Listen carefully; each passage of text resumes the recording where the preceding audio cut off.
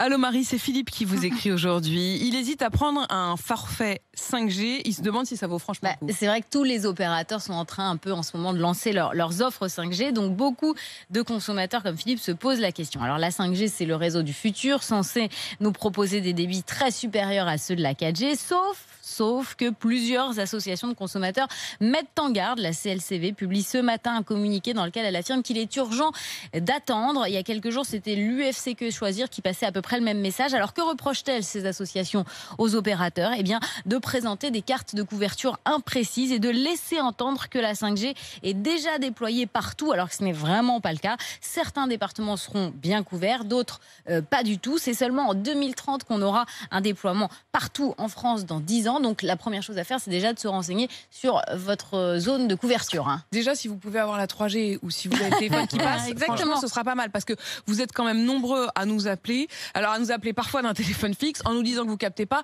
Je me souviendrai toujours, je crois que c'était Jean-Claude qui nous appelait et qui nous disait, bah voilà, là je suis au 2e étage à la fenêtre pour réussir à vous appeler. Il était en Bretagne. Donc en effet, pour cela, la 5G, ça les fait quand même doucement rigoler, j'imagine. Derrière le terme générique de 5G, il y a en fait différentes fréquences. Oui, c'est un peu difficile de s'y retrouver. Il y a des histoires de gigahertz, de mégahertz, de débit théorique maximum. À moins de s'appeler Anthony Morel, on n'y comprend rien.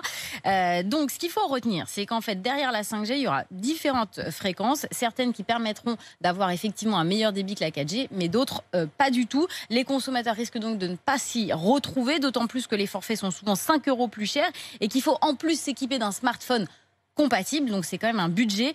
C'est pour ça que les associations demandent plus de transparence aux opérateurs, tout comme l'ARCEP, le gendarme des télécoms, qui estime quand même que les pratiques des opérateurs sont globalement conformes à ces recommandations. En fait, la question, c'est peut-être une question de patience. Voilà, il faut attendre. Voilà. Ça coûte rien d'attendre quelques mois. D'attendre quelques mois que les couvertures 5G soient plus intéressantes.